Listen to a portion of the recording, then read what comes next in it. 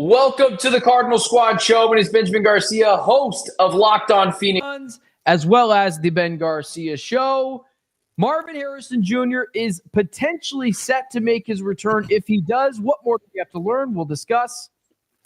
Jamil Douglas, former NFL offensive lineman. How confident are we in Drew Petzing with the play calling moving forward? Alex Clancy, Locked On Cardinals. Does any of that matter if the Cardinals aren't going to be able to protect Jacoby Brissett? Gobble, gobble, baby! Rise up, Red Sea. It's the Cardinals Squad. Everything Arizona Cardinals every week. Covering all the big hits and game-changing plays from the Valley of the Sun. The way only the Locked On Podcast Network can. Gear up and squad up. The Cardinals Squad Show starts now. Welcome back to the Cardinals Squad Show. Wherever you may be listening, however you may be listening, thank you so much for joining us on this Thanksgiving Eve. Reminder, Locked On Cardinals free and available on all platforms, including YouTube. So click that follow or subscribe button to do it. Thousands of Cardinals fans have already done. Become an everyday and get locked on to the Cardinals Squad Show right here each and every day. Today's episode is also brought to you by FanDuel. Right now, new customers commit just $5, and if your bet wins, you get $300 in bonus bets to use across the app. Okay, it is, what is it? Like teams are separating from each other at this point. Thanksgiving is here. This feels like the point of no return. You are either a team that is it or you're a team that doesn't have it. And at this point, instead of talking about playoff implications, we're talking about a few different things for the Cardinals for next season and the season above right now with some injuries. And so we'll start here. Walter Nolan is out. Marvin Harrison Jr. could potentially be back on Saturday. Who do we think plays, Clancy, and how much does it matter? Well, everything matters, so it all matters. The biggest one for me is Trey Benson. The Cardinals have 16 players on a Wednesday injury report, half of which DNP'd and half of which are limited. Limited Trey Benson, Marv, Will Johnson, Bam Knight, Max Melton. And then DNPs were guys that didn't play last week on top of Kelvin Beachum, and Will Hernandez got thrown on there. Like, here's the thing. If the Cardinals can't run the ball, it doesn't matter what else. Like, we've seen what they are doing if they can't run the ball. Okay?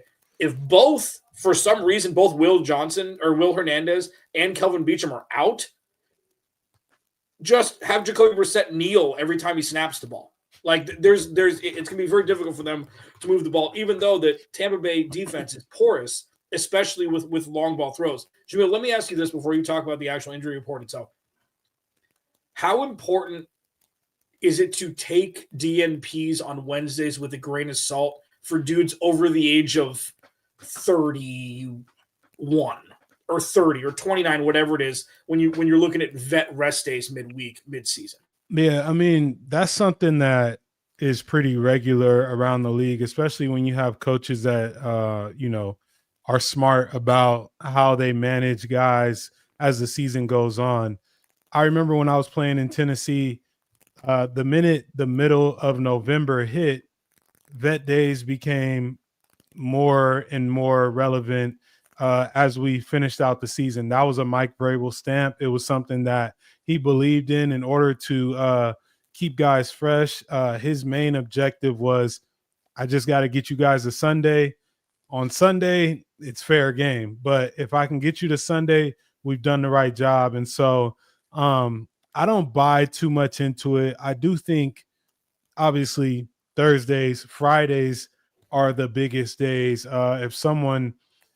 If they're limited on Fridays, obviously we know they're going to play. DNPs on Friday is when you start to worry about, okay, this is doubtful. So, why is that? I've got a clear understanding for why that would be, but for the people that don't know, why is it Friday? You miss it. We all pretty much it usually means you're out unless you're Joe Flacco last week with the Bengals. Well, I mean, Fridays are typically your easygoing days. It's a feel good type of day. So in terms of what practice looks like, everything's supposed to look good, feel good, smell good. It's just one of those days where you want to get the reps, obviously the scout team and guys like that are still working hard, but you stay away from the quarterback, you stay away from the receivers, and it's a lot of just handsy stuff instead of bodies hitting each other. So if you can't participate on a Friday, chances are you can't play in the game, because a Friday they're typically there for you to, feel good.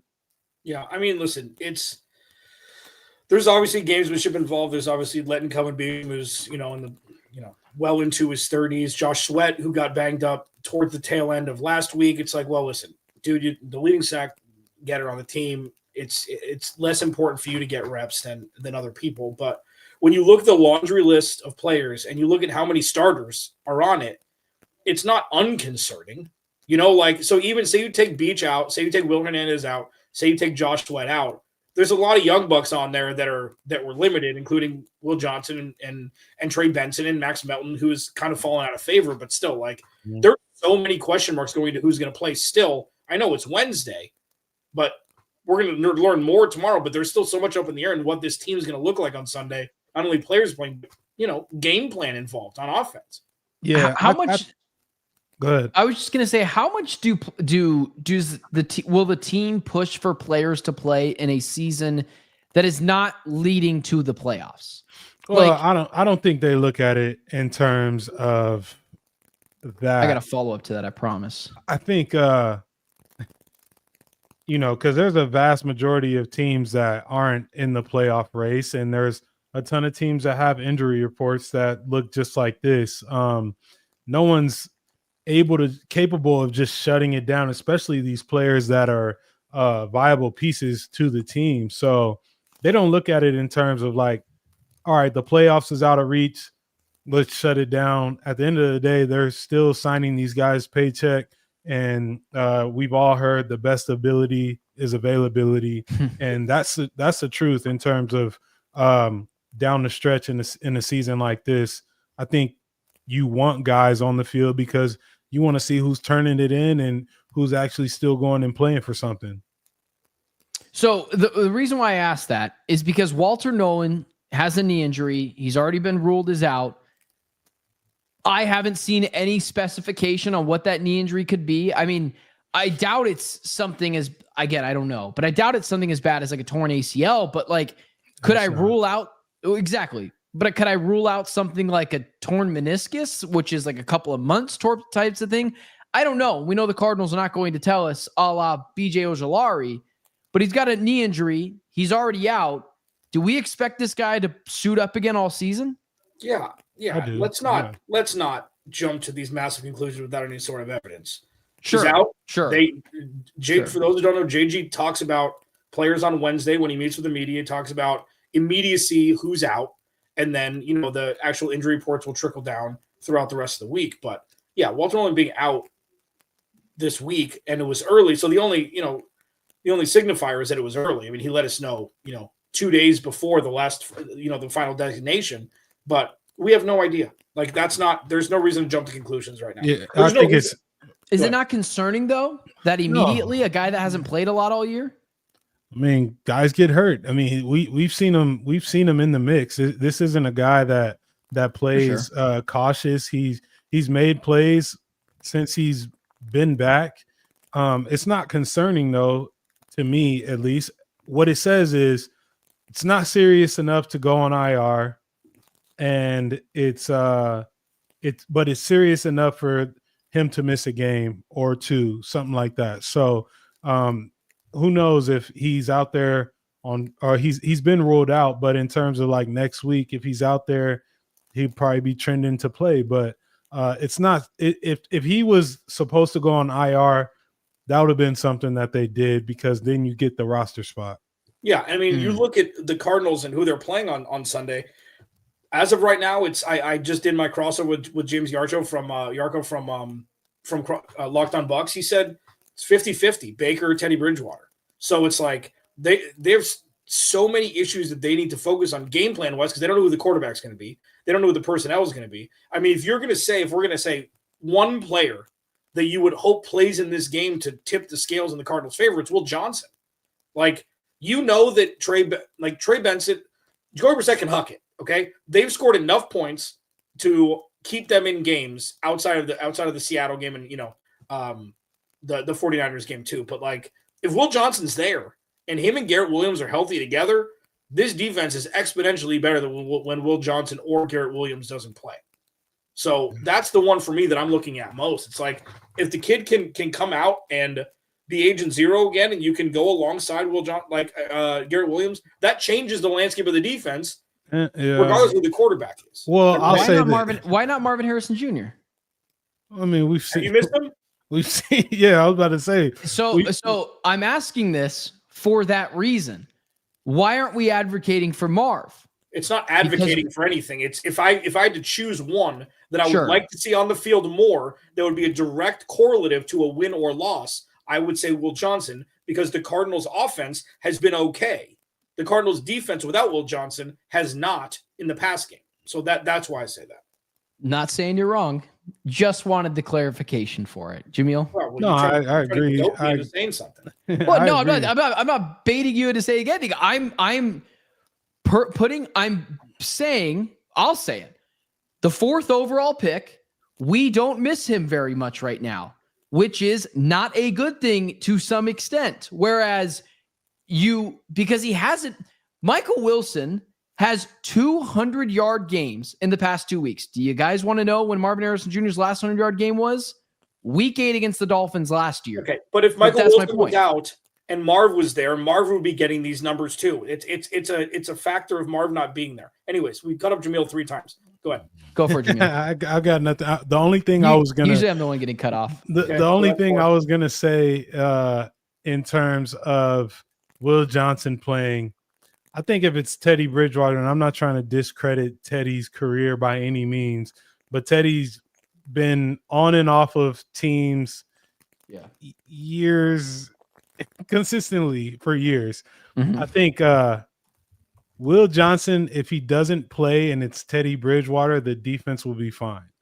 If it's Baker Mayfield, we know Baker is very aggressive, pushing the ball down the field, got a ton of weapons on that offense that he gets the ball to consistently. And so I would think, and they're not playing chess like this, but I'm just saying in terms of the production of the defense with Baker Mayfield, I think Will Johnson elevates the defense that much more. With Teddy Bridgewater, they'll be fine without Will Johnson if he should not play. Well, I mean, the thing is, regardless of who the quarterback is, Bucky's going to be back, so they're going to have a 3-headed monster. And if it's Teddy, the Cardinals have struggled, with run defense. So all hands on deck there. I'd rather have Will Johnson there. I guess it's a fair argument that if Baker, Will Johnson has made more of an impact when he's been on the field this year than Marv.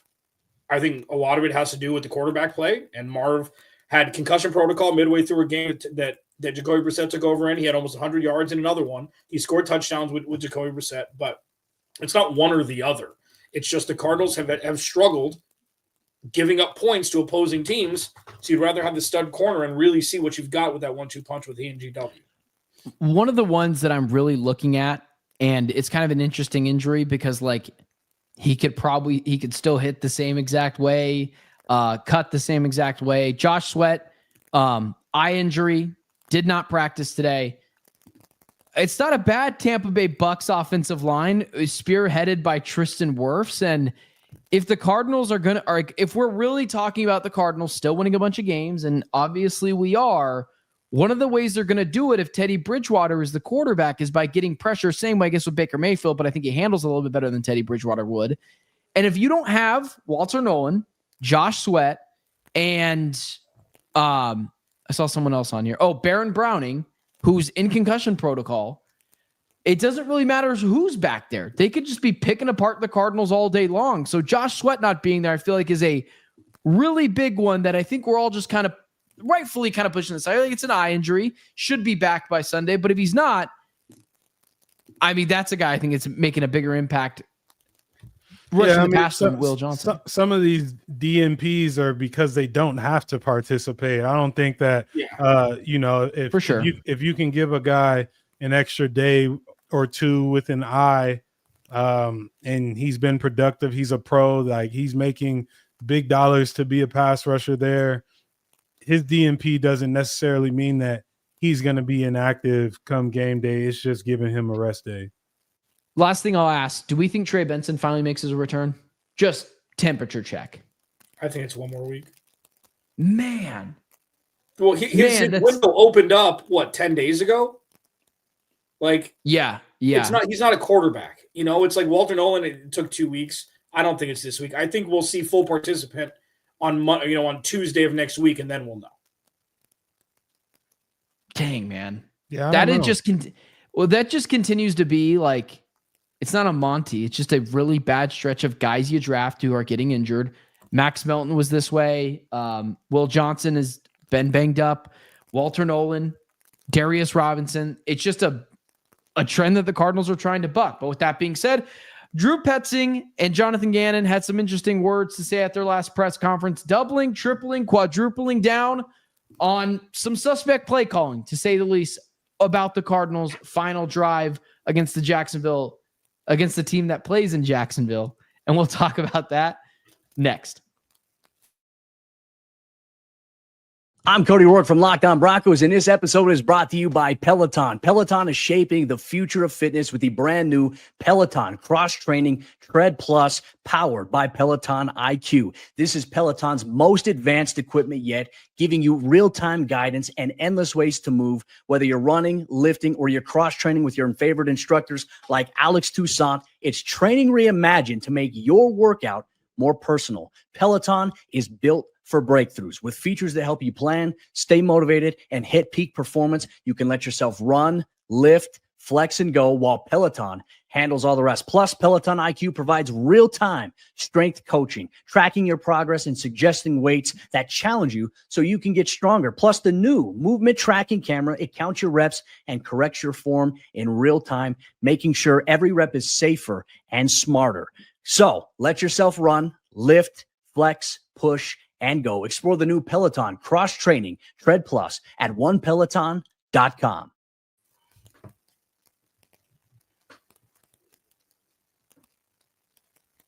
Cool. Wish I could hear you. Let's just let him go until he would have gone forever. Drew Petzing and Jonathan Gannon. It's been a couple of weeks since I haven't turned on my microphone. All right, we all make mistakes. Do you want a cookie? You want some? What do you want Clancy, for that? Clancy, I missed you on Sunday. I did miss you. You did. I believe it. I missed both you guys. All right. You guys didn't have to hear me say Jaguars for 60 minutes on a show. Moving on. The Cardinals ended their game against the Jacksonville Jaguars with some suspect play calling, and people have been questioning the play calling over the last couple of weeks, with Drew Petzing still at the helm at the OC position with no intentions of him moving. And in the Cardinals' latest press conference and directly after the game, Jonathan Gannon said, love the play call, go for the win. All the great adjectives you could add towards that play calling. He said it, Drew Petzing, the same way as well, doubling, tripling down on the play call. Clancy, I guess the first thing I would say is, how sustainable is it that the Cardinals are clearly there's no way the Cardinals believe this, right? There's no way they believe that they're doing the right thing week in and week out, correct? I'll start there, actually. No, I don't agree with that. I think with Jacoby Brissett, it's different. I think with Jacoby Brissett, put it this way.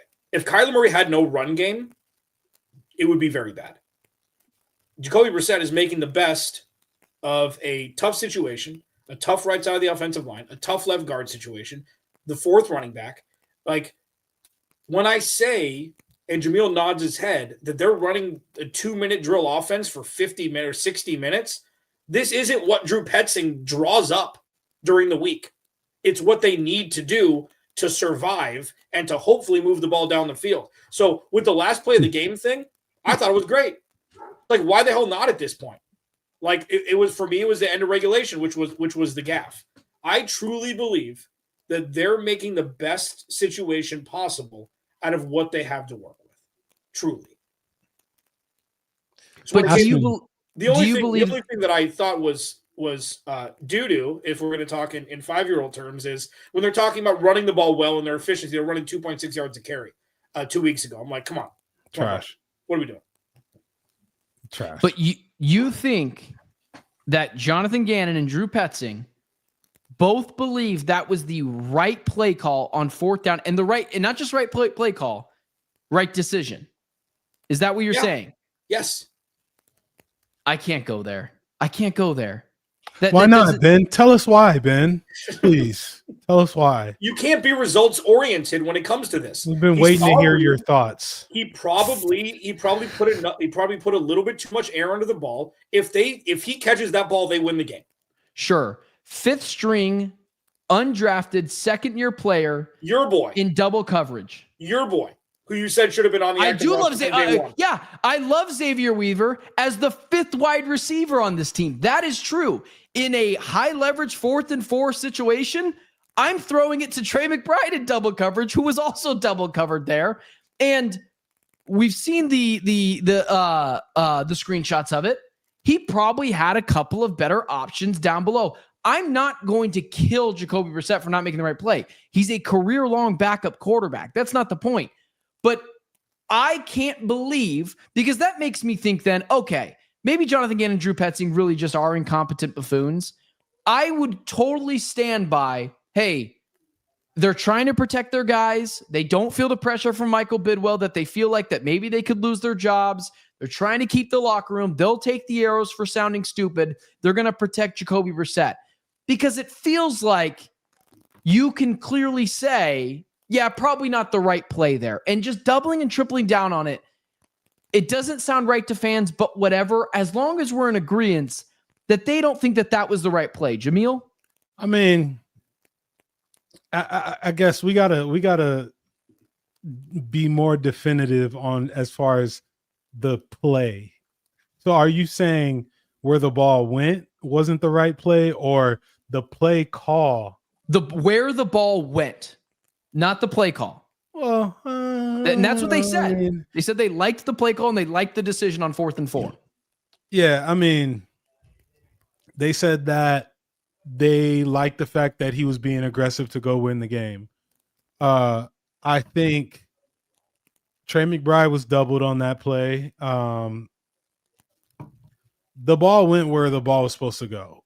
Now, in saying that, and I told Clancy this on Sunday, I felt like if you do have someone that's running the deep route to put the dagger in a team at the end of the game, that either needs to be the guy who we've all been seeing have 100 yards the past couple of weeks, and Michael Wilson. I think Michael Wilson needs to be running that post route. And then I'm fine with the 50-50 ball in terms of who's back there. The fact that it was a smaller receiver and, your number 5 guy, like, you don't want him in that position, but the ball went where the ball was supposed to go. I think regardless of all of that, bad clock management by the offense, and you're not in that position. I think if you had managed the clock earlier, you'd be in a whole different situation. Yeah. I mean, listen, first of all, Michael Wilson's not fast enough to get down there that fast.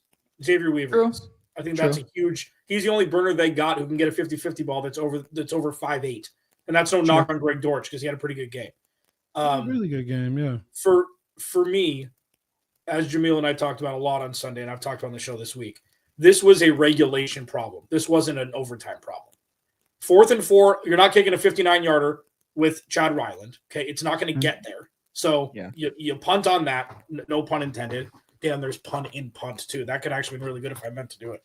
And then when it comes to this, the only reason the Cardinals are in these games is because Jacoby Brissett throws the ball down the field. So it's not like it's like, oh, he's a check down Charlie, and then you have him huck it, 40 yards down the field. This is what he does. They've lived by it. They've died by it, obviously, because they haven't won any games except for Dallas. But this is what his style is. So if you'd rather throw the ball into double coverage 4.1 yards down the field, that could extend the drive, sure. Or you could go win the damn game, which is what they should have done in regulation. But this was their option for that. I think we're splitting hairs on a 3-7, now 3-8 team on one play that didn't really matter if the Cardinals took care of business before that. I totally get what you're saying, but it has become a pattern for them to defend poor play calling. Like, I think that's fair, right? And so if we're in agreement that, like, I just believe that they're protecting their guys, they're not giving anything to the media, that I can buy. And so it actually makes me really concerned when someone as smart as both you guys say, or I guess Clancy here says, no, I don't think that's the case. Well, because Clancy said it. You didn't. Clancy's the one that came out. You guys are both very smart. I mean, what do you want them to come out and say? Nothing. I actually don't mind what they said. That's not the problem. But the problem you're arguing with yourself, right? No, the problem is, do they actually believe it? And I thought we were all three going to come on here and say, no, it does kind of matter, right? Because if they believe in piss poor play calling. Okay, these guys are paid millions of dollars to call games and be head coaches, even though they haven't won a bunch of games, even though Drew Petzing's quote-unquote play calling was speculative and questionable until Jacoby Brissett took over, which is crazy. Like, this isn't something where it's like they don't know what the hell they're doing, okay? Every coach in the NFL could be supplanted at any point by somebody who's better than them. And the guys who have jobs for 3 years aren't idiots. So they don't owe people jack. So they're going to say what they're going to say. Sure, a lot of it could be under the guise of Michael Bidwell. And obviously, Jamil will be able to attest to that in different organizations. Probably have more stringent, constraints on what you can divulge. Like, not everybody's going to be Mike Tomlin who's just going to come out and say, shut up, everybody. You watch the game. I'm not going to answer those questions, which is what I'm sure a lot of coaches want to say, and they don't. Like, I think we're diving way too deep into this where it's like, of course they're going to defend themselves. And there's also the effect of the guys on the other side of the field get paid as well. So you could have a call that you think is great given the statistics, and everyone, goes by the numbers these days and what coverage you'll get. Those guys get paid to call the defense as well and to make plays. I think Jacoby thought that it was going to be a single safety up there. The other safety did a good job of coming off the hash and getting in there. So, yeah, man, I mean, do I think that they actually believe what they're saying? That's a deeper question than I have the answer to. I'm not going to lie. I don't know, I'm just impressed that I asked a deep question. I think it was by accident. So then we'll say this thing. So we'll keep the trend going for weeks on end until we know the season finale of Drew Petzing's destiny with the Cardinals. But is he doing enough? Did you guys think Sunday was a step in the right direction then for play calling or keeping the Cardinals in the game? I mean, I don't think it's enough. I don't think it's enough. They still can't run the ball. Yeah, it's. But again, tell me, like, say you're an offensive coordinator and you're not allowed to run the ball. Say you're not allowed to run the ball. Your game plan is going to look vastly different if you're not allowed to run the ball. If you are allowed to run the ball, even Madden ball knowers know it's a little bit different of an offense where you can actually unlock more things than if you're not allowed to run the ball, which is pretty much what the Cardinals look like on offense. So when you talk to Jamil, who hated pass pro, he's like, you'd obviously much rather run the ball and run block. And so you'd only have to block for a second and a half, 2 seconds. And even if unless you're pulling, if it's on the left side, it's like, hey, you just kind of got to get in front of somebody. Like, this is so different when they're dropping back 55 times, sacks included. Like, that's why the Drew Petzing thing, he may not just get let go. And I'm preparing people for this now because he's now the official scapegoat. He may not be let go if they bring Jacoby Brissett back and they can run the ball down the stretch and the offense looks competent. Like, do you think that's crazy? No. That he would be brought back? No, I don't think it's crazy at all. It's a passing league in terms of what they've been able to do through the air the last few weeks. And I know, they've been out of some games early, but the passing game has looked as efficient as they come. Now, obviously, you got to address the the sacks and, the situational football type of things. But I don't think it's far-fetched at all to say that if they have a, 3-4 game stretch where they put it all together, Drew Petzing will be back next year. I don't think, there's a world in which he wouldn't. I mean, the contract stuff will be weird because his contract is up and JG's got 1 year left. So that's going to be clunky. I don't know. I'm just saying don't close the door on it just because it's looked bad at points. We just need to see if Trey Benson can come back and actually show it. Because if Trey Benson doesn't come back and they're doing this offense the rest of the year, he's gone. I just think that there's no proof that it could work. Yeah. Is there a world where the offense looks good, but they still keep losing and you keep Drew Petzing? Yeah. Like they're doing, like they did in that. That's what good looks like. Like if they're able to run the ball 80 or 100 yards a game collectively and Jacoby Brissett only throws the ball 30 times and they're as efficient and they're scoring touchdowns. Yeah. We just haven't seen a competent running back on this team. Mark DeMarco's been close at times, but I said it this morning on my personal stuff. Clancy, I think you're right, man. I do think maybe you're not as concrete on it as I am right now, but I think that they're gearing up for Drew Petzing to be back next year. Did you guys see the report from Tom Pelissero that they're expecting him to get looks for head coaching positions? As Jamil laughed. To be fair, they put Nick. You Wallace sure that was the and right Drew Petzing page? You sure that was right? Yeah. Tom Pelissero. sure that was in 2024. Well, they both did get looks. Well, I don't think Nick Wallace did. I think only Petzing did. But Tom Pelissero put it out, and that feels like a little bit of foreshadowing of, hey, this guy's gonna be here. And I don't know, man. Like the fan media outreach thing, I know it doesn't matter, but it's going to be insane if you see the Adam Schefter tweet of Cardinals and OC Drew Petzing have agreed to a contract extension. With that being said, Cardinals have a game on Sunday, and I'm going to pronounce the name right. Tampa Bay Buccaneers versus the Arizona Cardinals on the road. Big game this weekend for to potentially play spoiler against Tampa Bay Buccaneers. Let's discuss that next.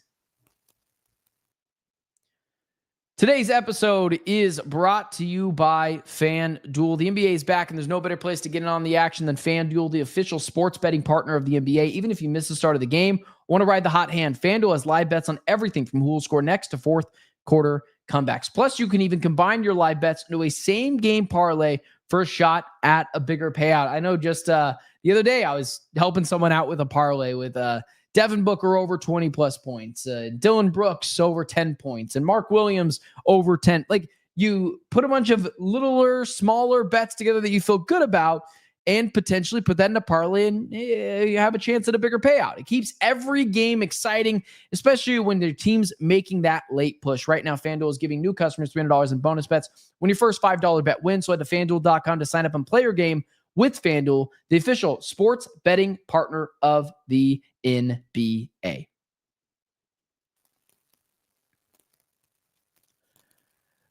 We mentioned already that there might not be any Baker Mayfield and might be Teddy Two Gloves this weekend in Tampa against the Arizona Cardinals. How much does that change your opinion of the Cardinals' fighting chance in this game against the Tampa Bay Buccaneers team that started off really hot? Baker Mayfield was in MVP discussions in October, and the wheels have kind of fallen off. Last week, they got embarrassed by the Los Angeles Rams, where in chunks of that were the Rams were putting it on them, and Baker Mayfield was still on the field. Jamil, I'll let you start first. Well, yeah, I mean, we've seen in the last 3 weeks, they're 0-3, right? The teams that they played, the Rams, Patriots, and Bills. And so, and I know the Bills are a little shaky. We don't know exactly who they are yet, but they have shown a little bit of inconsistency in where they are. I feel like this is a game that the Cardinals can win, regardless of who's at quarterback. I know Baker, and I was really high up on Baker. I'm still really high up on Baker. I like the way that he plays. He's a little banged up, and that comes with the style of play from Baker Mayfield and just how he operates back there. But I think the Cardinals have enough in terms of what we've seen the last couple of weeks. I'll say this though. If it's 14-0 early, no shot. It just doesn't work. They've got to come out and they've got to get a good start on the Buccaneers, because if they don't, they don't have a chance. But I do think they can win this game. Yeah. Are you saying like scoring first? Like that's what matters? You got to come out and score first, or is it just respond? Because over the last couple of weeks, they're not the team to draw first blood.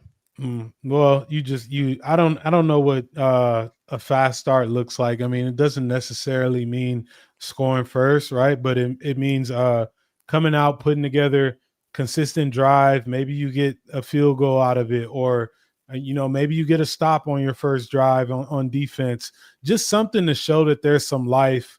I do think if Teddy Bridgewater starts, the Cardinals' chances of winning go way up. And like I said, it's not a knock on Teddy. He's just been out of ball for a little bit. And so I think he's more susceptible to make a couple mistakes here and there. Cardinals defense has been a little advantageous. I like how they're playing. So we'll see. I think the Cardinals have a shot in this game. Yeah, I think the 14-0 Jamil was alluding to is not giving up a 98-yard kickoff return to start the game, and not giving up a 2-minute touchdown drive where the defense didn't know the game started, which is what's happened the last 2 weeks. For me, and this is not to be contrarian, I promise, with Bucky Irving coming back, with Sean Tucker playing good football, and with Rachaad White, playing his role as well, I don't know if it's more advantageous for Baker Mayfield at 70% to start over Teddy Bridgewater at 100%, in the sense that the Cardinals can't stop the run. So the Cardinals, there's going to be a three-headed monster there. Bucky's a top 5 electric player in the league when he's fully healthy. I don't know if the Cardinals would struggle with Emeka Egbuka and Tez Johnson if Will Johnson plays. But it does kind of scare me. 7-8 minute drives where they're running the ball 3 out of 4 downs, a play and just grinding the clock, settling for field goals, getting a stop, and then coming back.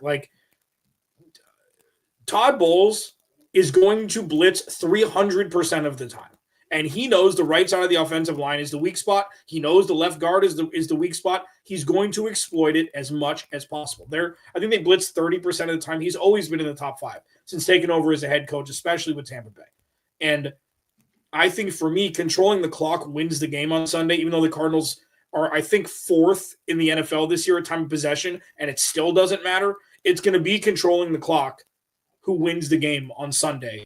And if it's Teddy and they run the ball 40 times effectively, the Cardinals could definitely lose the game that way, which would be even uglier. Yeah. You're right. You know what I mean? But because Baker, would you take Baker at 70% because he's an idiot who just will run through? Not in the best way. Coaches have to save him from himself. He's delusional in a good way. Yeah. And it's his left. It's his left arm. He's like, coach, just protect my weak side, and I'll be fine. So I don't follow my shoulder. I don't see Baker playing this week. I don't see Baker playing for the next 3 weeks, to be honest. They got the Cardinals, Saints, Falcons. If I'm division ones though, the next 2, and they got to win division games. Right. That is true. They're neck and neck in the division too, man.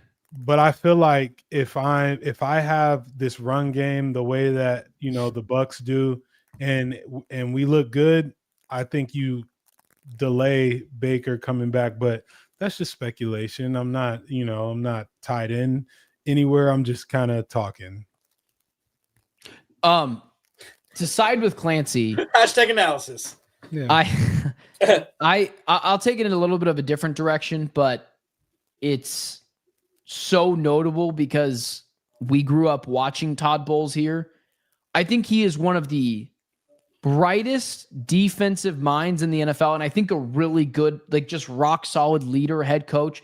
I don't know if he knows, and it's not his job. I don't know if he knows a lick about the offensive side. I'm being a little tongue in cheek there. But his ability to do what I think Mike McDonald did a couple of weeks ago and exploit the right side of the offensive line and the offensive line as a whole. Even Paris Johnson Jr.'s had some slip-ups over the last couple of weeks.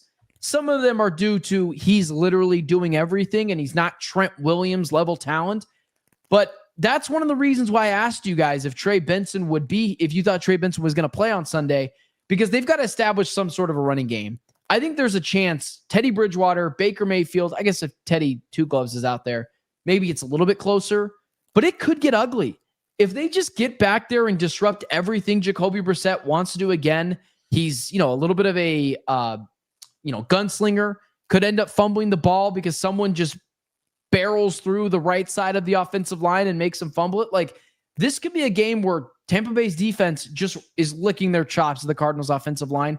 They've got to do something to get the ball rolling, to mix in the play action, mix in a screen pass, because you cannot have another game where Seattle can pin their ears back and get to the quarterback. Because if you do, I think I'm more scared to play Tampa than I am the Jacksonville Jaguars, and the records don't say that. You're scared. Well, yes. Have you seen the team? It's spooky to you? Is it spooky to you? Listen. As long as they don't get down early, they can play. What we've seen from the past game, I don't think Trey Benson coming back ain't gonna save the Cardinals. Let's just put that out there right now. It ain't gonna save the day. Like they're it's not gonna boost their boost their run game in terms of who's back there, but the O-line still's got to block better in terms of creating the gaps. The Cardinals are not a play from behind type of team. They've got to be in the game. And if they have a game like that where it's a close game, the beginning of the game, then they've got a chance. We saw that, with the Colts and the Seahawks, they got down early, and so they were out of it early. Yeah. I mean, for me to start everything off, you take the ball the rest of the year if you win the toss. Yep. Like that's got to be number one. It's like we said this mid-season, and I don't know. It's like, well, no, you want to wait. It's like waiting is the third quarter problem. Like you have a first quarter problem where you've got a good enough scripted first plays when it's 0-0, and you don't have to adjust if the opposing team, marches down and scores in 2 minutes. You have to adjust a little bit. Maybe you're a little bit more conservative in the first drive. You're like, well, there goes that. You kind of got to make a move. And then if anything happens like it did in Seattle, it's like, well, just burn it all, and just Jacoby, just go. Hopefully you can stay in the game. I'm taking the ball every time in the last 6 games or however many games I've got left. 6 to. I mean, that's how you got to start, because you can't. Yeah, man. I don't know. Do you? Jamil already said he doesn't think Baker Mayfield plays. I do. Clancy, do you think Baker plays? I mean, bro, when you see a sling on, he's in a sling after the game, which was crazy because it was during the Hail Mary throw at halftime where he hurt his shoulder. He got hit pretty hard. So the biggest thing is, because Jamil is right, like the fact that they have Carolina or New Orleans and Atlanta next. The more important one is they played Carolina 2 out of the last 3 weeks of the season. Yep. Mm-hmm. So if you want him to play, you need to understand that he's got to be 85% to play. Yeah. So 85% Baker Mayfield is like 90% somebody else. Like he's not a human being. He's like a hippopotamus. He doesn't think rationally when it comes to this. I would venture to think that he doesn't. I think that another week of Teddy, they'll understand it's a little bit better. If Bucky Irving wasn't coming back this week, I think it would push them a little bit more to play Baker. But because he is, they can run the hell out of the ball, and this defense has had proclivity to give up the run. So I don't think he plays on Sunday now. I think because Baker plays with such a chip on his shoulder, if it was up to him, and I think he'll really push for it, I think he'll play. Okay, but it's not up to him. I just said that. It's not up to him. It's up to the medical staff. It's up to the coaches if he plays or not. Yeah, for sure. You can lie about pain tolerance. And I think Baker's the type. Conspiracy theories in week 13. Well, look at how Clancy, you said it 100 times. How the hell did we get here? It started off with Amari DiMercado not running through the end zone, and it's led us all the way up to this point. I actually do think he plays, and I actually do think it's, in a weird way, better for the Cardinals. If Baker plays, yes, here's why. If you are getting 70% of Baker Mayfield, he is a true gunslinger. it's his left arm that's hurt now. Against a team like the Cardinals that I believe has a lot of ball hawking players, I think you could get a turnover or two against Baker because one, he's hurt, and two, he likes to push the ball downfield.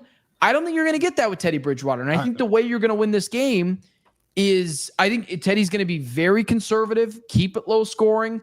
I think there's a way the tables can turn because Baker maybe makes a throw he thought he could make when he's fully healthy, and the cortisone shot wears off in the third quarter.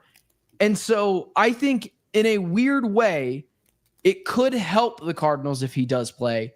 And I think he's going to, man. I think he's going to. I don't think this is like an Aaron Rodgers situation where no one understands what's going on with his wrist, and it's kind of just like he's trying to play. Like, I think Baker is so psychotic about football in all the great ways he's going to play. How much say do players have? And if they want to play, Yes. I mean, we watched this guy in a sling. I guarantee but I'm just saying in general. I'm just saying in general, like not even quarterback. Just from what you see, depends. It depends on who you are and what you do. Some people may not want to rush back. And it depends on what you do. Is this every question that's always asked is, can it get worse? And if it gets worse, how long is he out? And so the Bucs have a lot to play for within the last few weeks of the season. Not saying that this isn't, this is a big game for the Bucs. Like it's it's NFC, of course.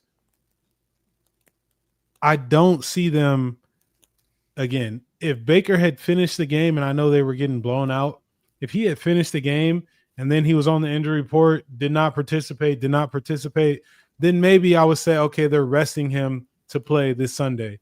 We watched a guy walk off the field in a sling. That tells me it was sling worthy. And if it's sling worthy, that means you're typically not in a sling 4 days before a game and then playing, that next week. So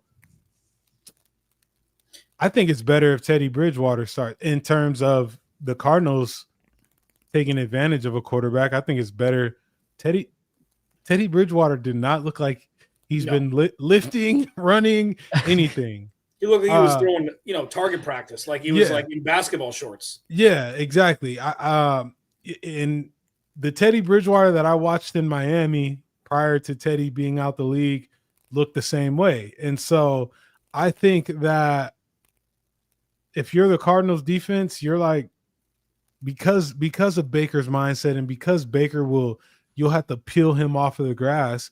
You want Teddy Bridgewater, who's shown you that he's not necessarily still in love with the game. He's walked away from it.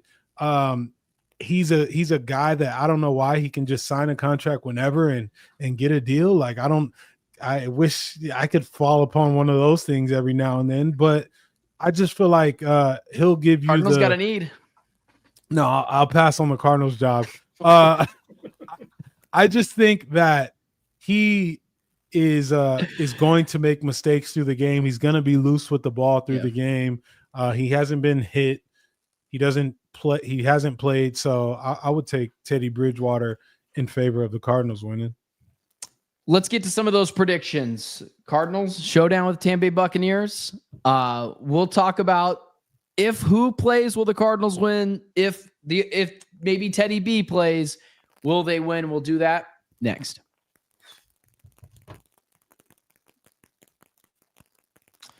Closing out the show. Jamil, we'll start with you. If Teddy Bridgewater plays, prediction. If Baker Mayfield plays, prediction. So we cover all of our bases here. If Baker Mayfield plays, I think I still think they have a heavy dosage of the run game. We know the Cardinals have struggled against the run, and I think he makes enough plays to beat the Cardinals. I'll say 28-14 if Baker plays. Teddy Bridgewater, still heavy dose of run game, but I don't think he can make the plays through the air. And I think that the Cardinals have a chance to get some tips and overthrows. And I will say we go 21-24. No, Cardinals? I don't know. 21-24. I think the Cardinals put up mid-20s regardless. Because the secondary for Tampa Bay is not great. They give up the big play a lot. If Marv plays, that's what I'm most fascinated to see. Like, I think the most important player who's on, who's limited right now to play would be Will Johnson, but I would love to see Marv, Michael Wilson, and Trey McBride, with Jacoby Brissett throwing the ball if he gets time. So regardless, I don't care who plays for Tampa Bay. I'm taking the Cardinals like 25-20. Yeah, you are. 24-20.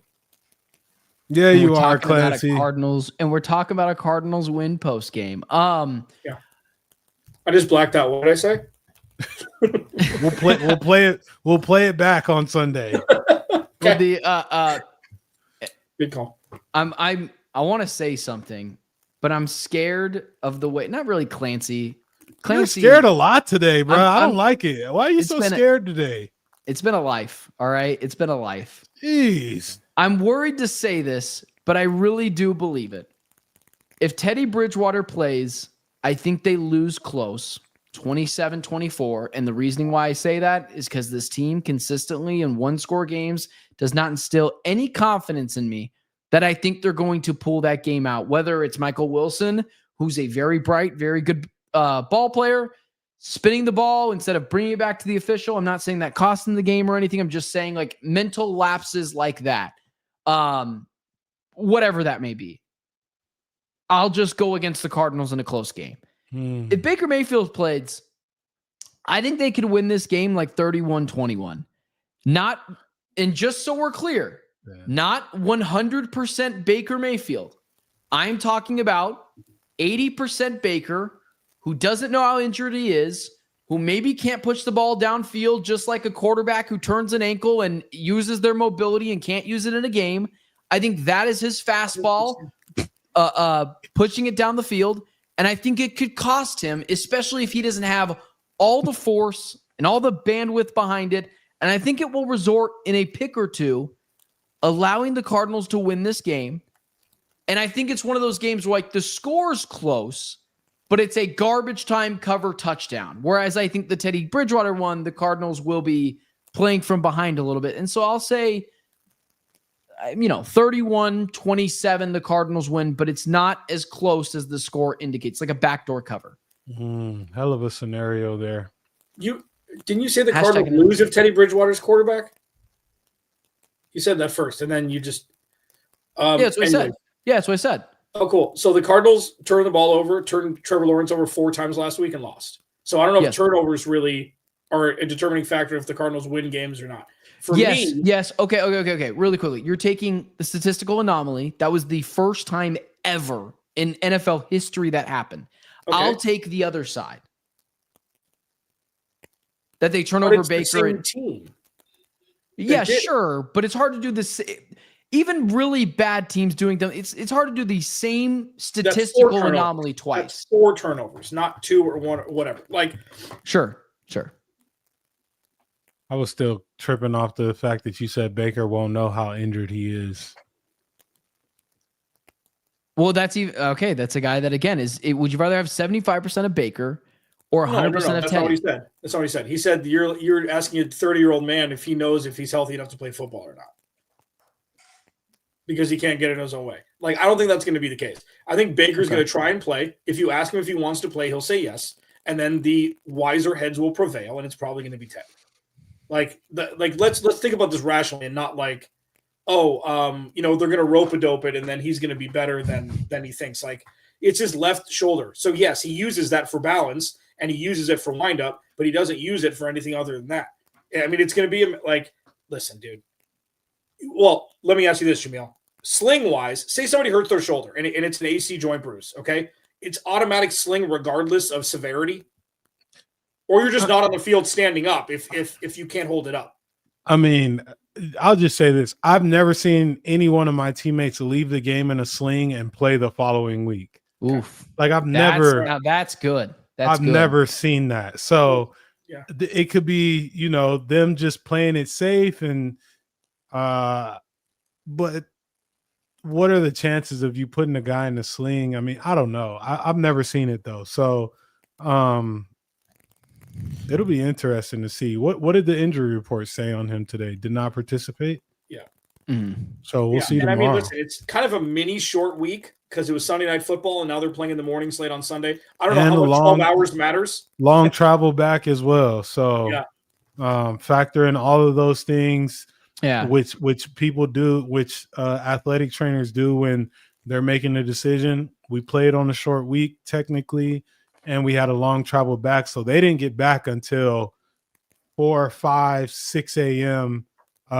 Eastern time, and so you lose a day of recovery with that. And so there's definitely it would be, in my eyes, it's trending to him not playing, especially if he did not participate today. We'll see what it looks like tomorrow. Yeah, and if the Cardinals lose to Teddy Bridgewater and Teddy Bridgewater just throwing it around the yard, we can clean house. We said this every week. Not against Teddy. Not against Teddy. Not against Teddy. Would this be the worst loss? Did you watch him Sunday night? I didn't. Yes, but I didn't watch it. Like when the game got down tremendously, I was also at the Suns game. I didn't watch the fourth quarter garbage time. Just do yourself a favor. Just do yourself a favor. Go on X and type in Teddy Bridgewater and just. I know he wasn't good. It's like when your older cousin comes in, he goes, "I'm all-time QB," and he's already listen. No disrespect to Teddy, he's been on ice forever. Yeah, and then nobody expect Baker to go out. He always plays through everything. Plus, they were getting hosed, or they were getting a house at that point, so it was kind of path of least resistance. But still, if the Cardinals lose to Teddy Bridgewater and Teddy Bridgewater throws for over 200 yards and a touchdown or something, there's so many things. Are people getting fired? Yes. Is that at that point somebody, whether it's players, since we're talking about players or coaches, somebody's leaving. But that's alien stuff. That's alien stuff. Okay, since we're talking about Teddy Two Gloves, who's you guys both believe is going to play, you guys have kind of convinced me a little bit of that too. I guess I'll give you guys that as well. If he plays and he beats the Cardinals, what are we talking about? What is the scenario post game? Because we've done this a lot. I guess we got to see. Are they going to lose the Titans? Come on. Clancy's got to put his house up for sale. Yeah. Sure. I might anyways after this season. I might have had enough. We got to see how the game. Don't do that, Clancy. We got to see how the game turns out. No. Why? Because it keeps happening, and we can't keep promising that things that could happen that are going to happen. If the offensive line can't block anybody, and you get 9 sacks or something like that, that's not on Drew Petzing. Yeah, or if Jacoby comes out and he throws 3 picks. Yeah, if he pumpkins it, which he hasn't yet. He had a couple bad picks earlier, and the 2 scoop and scores. The best quarterback on the planet would have had the exact same thing happen to him with that bull rush of the A-gap against Seattle. Maybe not twice, but he had no chance there. Jacoby Brissett, by and large, has been fine. Listen, if they lose to Teddy Bridgewater and it's ugly, we can have conversations. We're almost at the finish line here with this team for this year. Yeah. It's not going to help anything. Until you realize we got 5 games left. This is saddening. Do you guys know that there's a very strong scenario the Cardinals are eliminated from playoff contention this weekend? Oh, darn it. I was hoping for them to make a comeback. I mean, listen, we're going to talk about this if it happens. But we went from make the playoffs to just barely miss to play meaningful games in December to out, before the turkeys came out of your other end. That's crazy. That is aliens, by the way. That is aliens, Clancy. Well, We will talk with you guys once again on Sunday once the Arizona Cardinals conclude their game against Tampa Bay Buccaneers. Reminder, Clancy will go live immediately after the game, giving his raw, unfiltered opinion. Go 15, 20 minutes, and then he will immediately join us as we dissect all things Cardinals, Buccaneers, manifesting a W. With that being said, thank you for everyone who's in the chat today. For Jamil, for Clancy, for myself. Hey, Clancy. No pity for the kitty, by the way, guys. Clancy, you taking the ASU this weekend, or am I kicking you out? I'll be taking a tryptophan nap. That'll be more exciting. See that thing right there. Yeah, I do. Big game this weekend for ASU. For everyone tuned again, for Jamil, for Clancy, sucked, by the way, whoever likes green bean casserole, for myself, Ben probably likes green bean casserole, don't you? Yeah, he does for sure. Do you? No, I don't like green bean casserole. You liar face. You're Baker Mayfield. I don't like green bean casserole. Yeah, you do. Jamil already said he's going to verbally assault me if I don't get him out of here in his food. That's burnt already, bro. We may as well hang. I smell it. I'm still waiting on you to end it all here. What? Have a heck of a week. We'll see you guys Sunday post game after Clancy goes live. And thanks for tuning in to the Cardinal Squad.